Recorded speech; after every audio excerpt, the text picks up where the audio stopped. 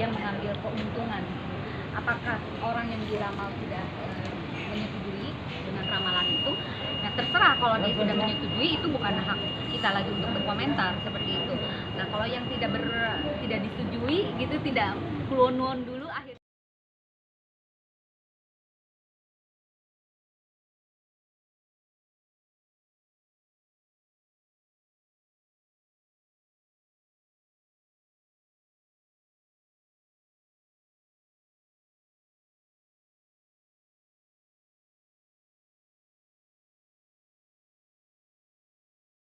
Ini praktek masih jalan.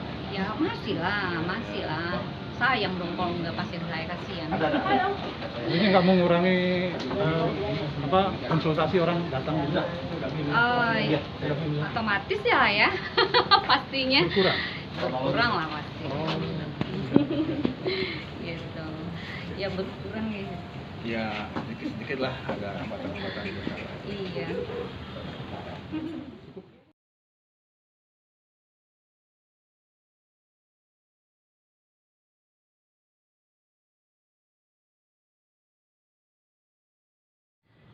Dituduhkan bahwa pencemaran nama baik, istilah pedofil, dan apa tuh kemarin tuh, Predator. right. Ya, makasih. Itu dua kata itu, dan katanya apa sih istilahnya, glorifikasi itu hal biasa katanya gitu. Dia tidak ada tuh istilah trauma katanya terhadap si korban ini gitu. Waduh, saya sangat tidak setuju sebagai ahli psikologi ya. Karena yang tahu tentang trauma atau tidak adalah saya sebagai seorang psikolog dan teman-teman psikolog lainnya, bukan seorang pengacara, betul? Nah, seperti itu aja. Jadi saya kembalikan lagi kepada teman-teman, mungkin teman-teman paham lah tentang hal ini karena sudah divonis kan. Itu gitu. Sebetulnya masalah ini bukan masalah glorifikasinya saja, namun ya itu tadi, bagaimana sih perasaan korban, itu yang saya tekankan di situ. Dengan glorifikasinya yang jor-joran seperti itu, bagaimana perasaan korban? Itu saja sih yang sebenarnya. Ya, kata istilah pedofil sih menurut saya tidak, malah justru saya mengcounter opini publik justru gitu. Yang seperti saya sudah kirim ke teman-teman ya, bukti videonya bahwa saya tidak ada kata-kata itu secara eksplisit. Namun bisa terjadi kalau karena dia adalah istilahnya punya kelainan seks kan gitu, sudah terbuktikan itu gitu lah ya. Nah, namun saya nggak mau terlalu banyak bicara, takut panjang lebar. Saya kembalikan kepada Sekum aja ya. Jadi gitu kawan-kawan, bahwa apa yang diungkapkan oleh klien kami atau Dr. Rita Gading, kapasitasnya dia seperti itu. Bahwa tuduhan itu sudah dilaporkan, iya. Makanya kami dalam posisi sekarang menunggu. Ya, kalau betul itu berjalan, ya sudah, kita akan hadapi. Dan tidak menutup kemungkinan Saudara Rita Gading juga akan melaporkan balik terhadap orang-orang yang telah menuliskan beberapa WA chat ya, dan beberapa pemberitaan yang saya kira juga patut diduga melanggar Undang-Undang ITE pasal 27 ayat 3. Saya kira itu, silakan kepada teman-teman. Kebetulan sudah ada juga kawan-kawan LBH kita datang. Ini Pak Coki, silakan Pak Coki, pengacara yang tergabung juga di LBH Parvi. Bapak Coki Sinambela, seorang pengacara yang menjadi ketua LBH kita. Pak Adi, pengacara juga kami LBH, dan saya sendiri. Nah, inilah tim LBH Parvi. Sebagai informasi, tadi kita sudah berbicara pembukaan dan segala macam. Sekarang kita lemparkan kepada teman-teman wartawan, bila mana mau bertanya nanti bisa jawab ya. Semuanya itu dengan benar, bukan tidak menodai, seperti juga menodai dia dengan kata-kata yang menurut dia ada kata pedofil dan predator itu. Nah, ini gimana?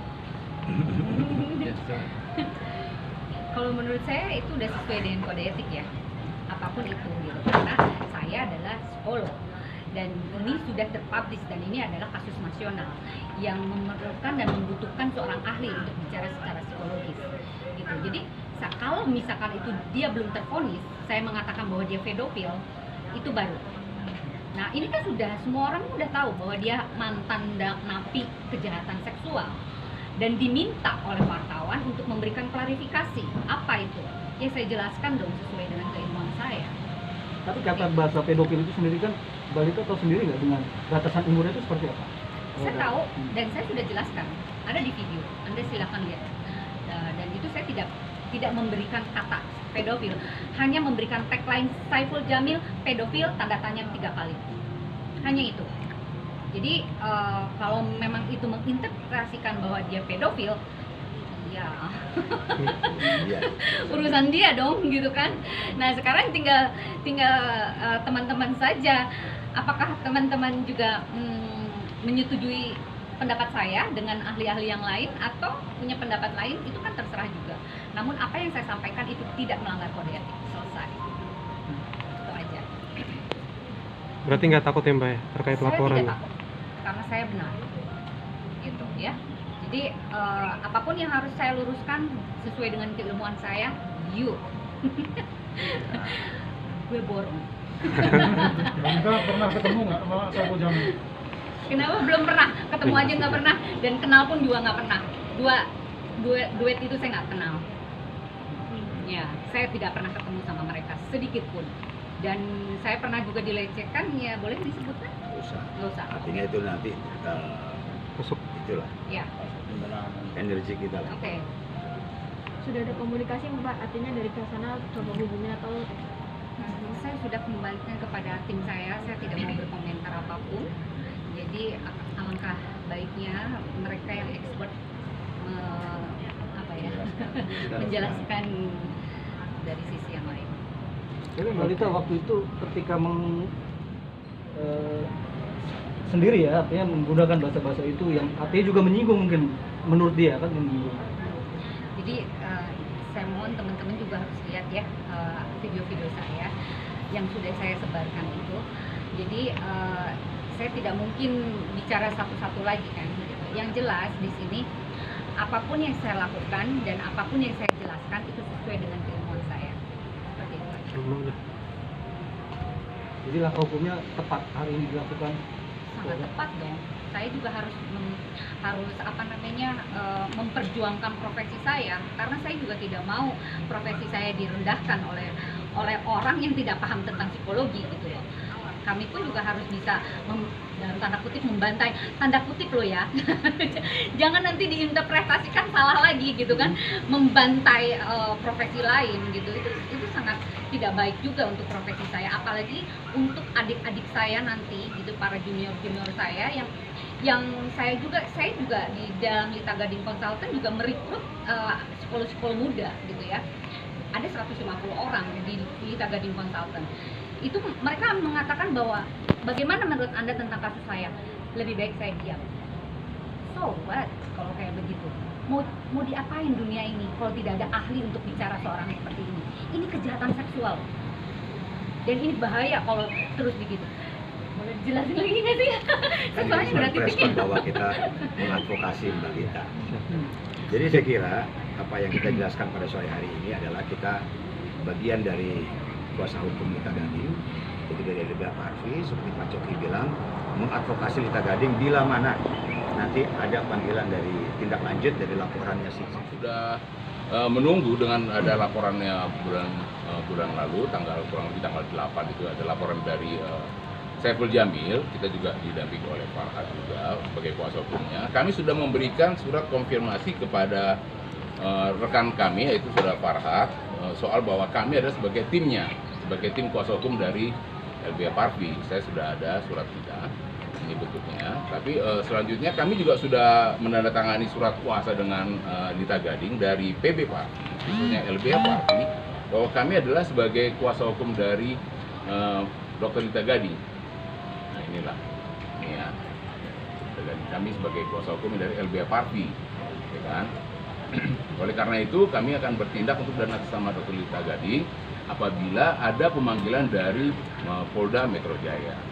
kami siap untuk mendampingi, memberikan bantuan hukum dan memberikan penjelasan atau memberikan pembelaan dari sisi secara keilmuan. Kami akan sampaikan lewat pada saat penyelidikan di Polda Metro Jaya, khususnya di cybercrime, kira-kira seperti itu.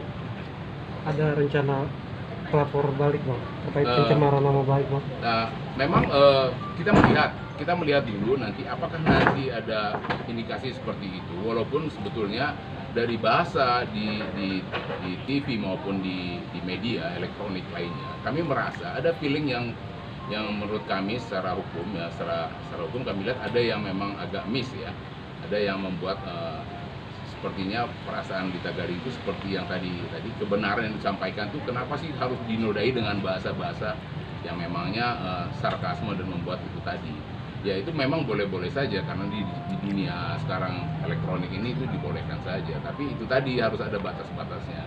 Kami melihat ada peluang untuk itu, baik dilakukan oleh si pelapor maupun lewat kuasa hukumnya, sehingga ada bahasa. Tapi kami tidak mau terburu-buru karena kami harus mendampingi lebih dahulu Dr. Lita Gading dalam proses pendampingan di Polda, sehingga nanti apakah nanti jalan keluarnya bagaimana, kami akan melihat situasi perkembangan berikutnya.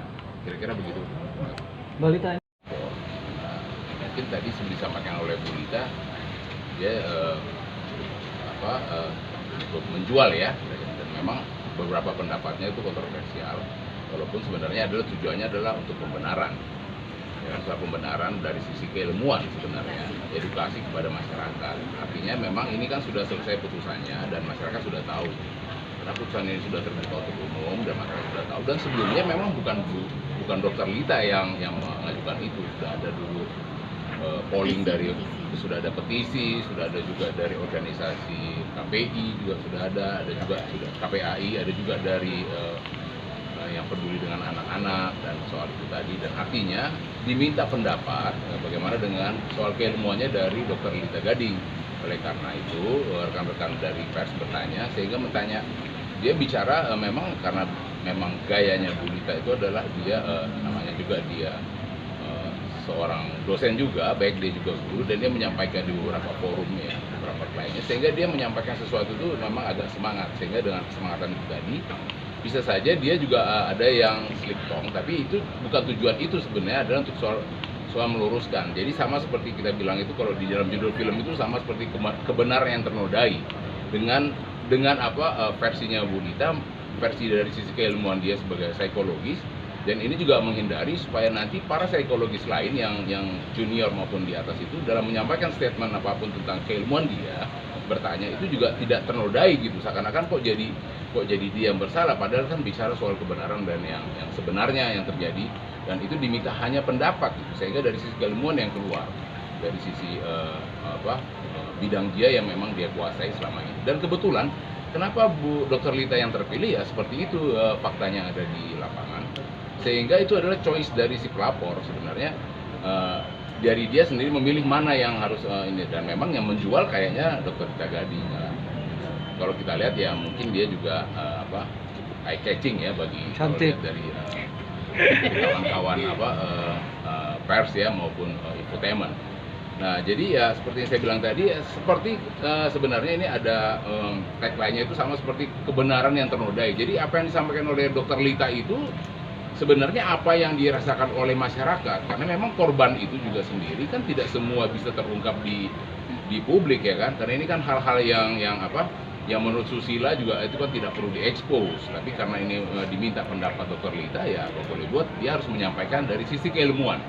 Saya pikir itu yang bisa saya sampaikan, dan kebetulan Dr. Lita Gading ini adalah sebagai anggota pengacara yang tergabung juga di LBH Parvi, Bapak Coki Sunambela, seorang pengacara yang menjadi ketua LBH kita, Pak Adi, pengacara juga pemilik LBH, dan saya sendiri. Nah, inilah tim LBH Parvi.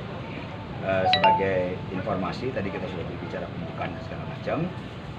Sekarang kita lemparkan kepada teman-teman wartawan bila mana mau bertanya, nanti bisa menjawab ya pada Pak Ibam, dan ada 2 agenda. baik teman-teman, saya kira cukup jelas ya.